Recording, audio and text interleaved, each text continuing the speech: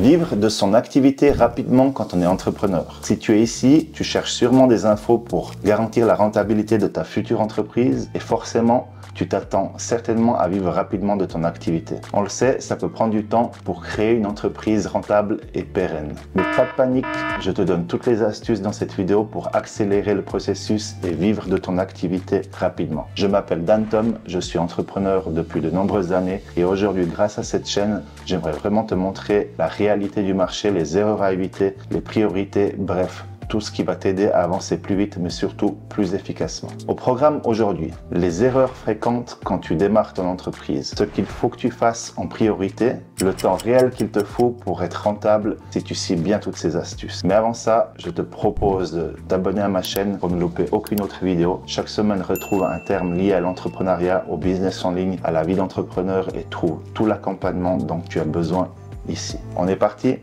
Allez!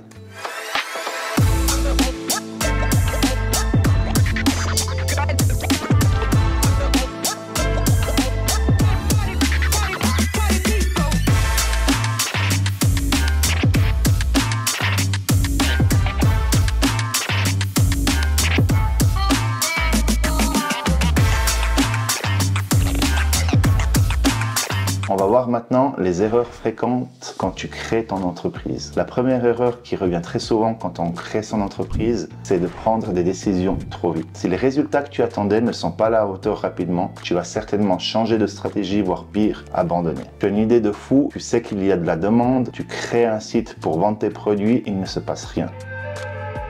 Alors tu vas commencer à payer de la publicité pour obtenir du trafic, mais ça ne convertit pas. Très vite, tu peux te dire que finalement le projet n'était pas viable et tu préfères arrêter maintenant avant de payer des sommes astronomiques dans le vide. Ton business relève d'un écosystème global. Chaque maillon, chaque rouage de cet écosystème doit fonctionner avec les autres pour être efficace. Voici un exemple. Si tu as un site, c'est un premier rouage, et une publicité Google Ads, un deuxième rouage, mais qu'il manque le rouage entre deux, ça ne fonctionne pas, abandonner ne t'aidera pas non plus. Il faut que tu prennes le temps de réfléchir à ce qu'il manque, d'analyser le comportement de tes clients, comment ils sont arrivés ici. Donc c'est ce qui a marché pour les attirer à toi, comprendre pourquoi ils n'ont pas été plus loin, qu'est-ce qui a bloqué et petit à petit tu vas trouver le rouage manquant, l'engranger et tout ira bien. Pour l'exemple de ton site et de ta publicité Google Ads, si tu as promis un super e-book pour attirer les gens sur ton site mais que tu n'as pas mis le lien pour le télécharger, tu ne réponds pas à la promesse, pas d'adresse email donc tu perds en crédibilité, tu ne gagnes pas d'adresse pour relancer tes clients, etc.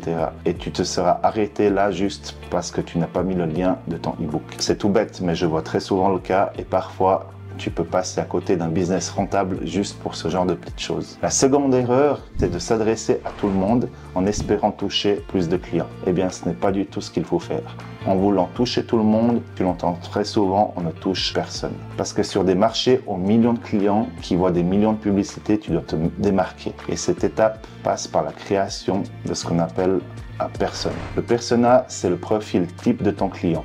En gros, si tu vends un bijou pour femme, évite de t'adresser aux hommes. Si tu vends du matériel informatique, il y a des chances que la tranche des 50 à 75 ans ne soit pas la cible la plus intéressante. Tu dois créer ton persona pour bien comprendre à qui tu t'adresses. Cette pratique a plusieurs avantages. Tu cibles que des personnes potentiellement intéressées et c'est une économie en termes de publicité puisque le clic coûte cher. Alors faire cliquer des prospects qui vont quitter la page aussitôt n'est absolument pas rentable. Mais aussi, tu vas pouvoir adapter ton discours. On ne parle pas de la même manière à un homme de 50 ans qu'à un jeune homme de 18 ans. Ta communication va tourner autour de ce persona. Enfin, connaître ta clientèle cible, c'est te donner la chance de pouvoir choisir les meilleurs canaux de communication. Qu'il s'agisse de blogs, de réseaux sociaux, etc.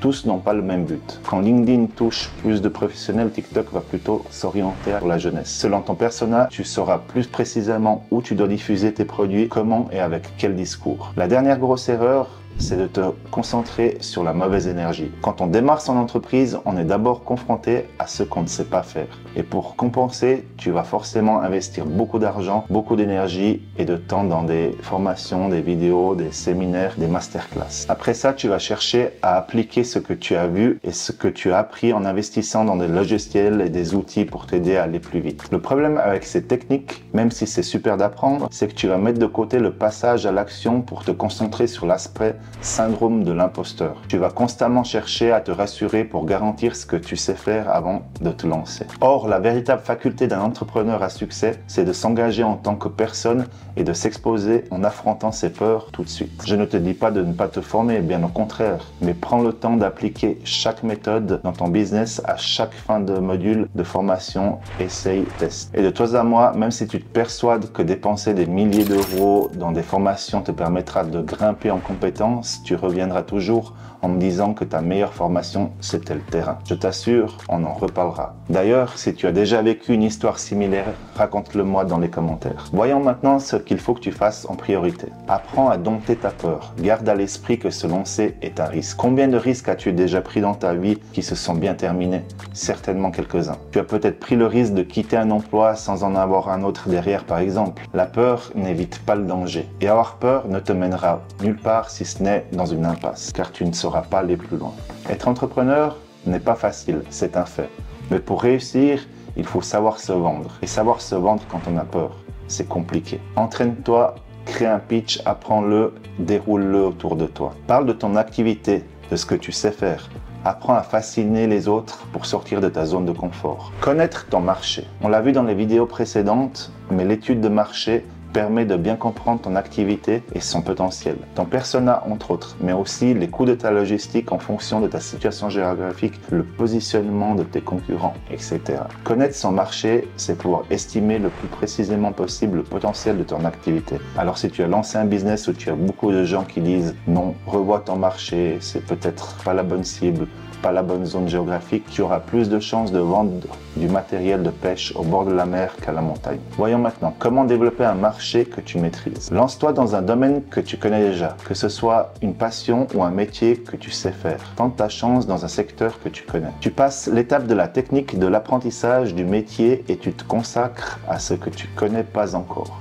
C'est un temps de gagner encore une fois. Voyons maintenant le temps réel qu'il te faut pour être rentable si tu suis bien toutes ces astuces. La question que tout le monde se pose, combien de temps faut-il pour être rentable quand on se lance dans l'entrepreneuriat? Eh bien, je ne vais pas être original. Tout dépend de ton secteur d'activité et de ta capacité à appliquer toutes ces astuces, mais aussi celles que je vais te délivrer dans les prochaines vidéos. Mais concrètement, si tu te concentres sur ta cible avec une offre dont elle a envie ou a besoin, que tu utilises les bons réseaux sociaux, les bons canaux de communication et que tu gères correctement tes coûts, tu peux être rentable très rapidement. Ça peut sembler compliqué, fastidieux, j'ai même envie de dire utopique, mais en vrai, en y consacrant beaucoup de temps et d'énergie dès le départ, dans le bon ordre, tu as toutes les chances pour réussir et être rentable très vite. Je ne sais pas si tu connais l'histoire de Nick Woodman, je vais te la raconter. En 2012, Nick Woodman a une idée révolutionnaire. Fan de surf, il avait beaucoup de mal à capturer les moments les plus mémorables de ses sessions à cause de la difficulté à filmer avec des caméras traditionnelles. Et là, l'idée lui est venue, créer une caméra portable et étanche qui pourrait être fixée sur la planche de surf ou le corps du sportif. Nick a créé un prototype de sa caméra qu'il a appelé GoPro. Et oui, il a vendu ses caméras, Nick, à partir de son van sur les plages de Californie. Oui, parce que Nick n'a pas opté pour des bureaux flambant neufs en costard pour donner l'image d'un chef d'entreprise. Non, lui, il a misé sur le concret, vendre aux bonnes personnes au bon endroit. Et le succès a été instantané. Les surfeurs ont adoré la caméra GoPro pour sa facilité d'utilisation, sa qualité d'image et sa durabilité. Nick a rapidement étendu sa gamme de produits pour inclure des accessoires pour la caméra tels que des supports, des boîtiers de protection pour s'adresser à d'autres sportifs comme les trekkers et les cyclistes, etc. L'histoire de GoPro prouve à elle seule que même avec une idée simple, tu peux créer une entreprise rapidement si tu as une bonne vision, une grande détermination et une compréhension précise de tes clients. Dans la prochaine vidéo, je t'explique comment tester ton idée d'entreprise pour être certain qu'elle a le potentiel pour être développée. Pour ne rien louper de cette prochaine vidéo, n'oublie pas de t'abonner à ma chaîne et d'activer les notifications. Elles te seront utiles pour connaître la suite et surtout pour bien préparer ta nouvelle vie d'entrepreneur. Alors, à la semaine prochaine et n'oublie pas, tu es le seul responsable de tes choix. Ciao.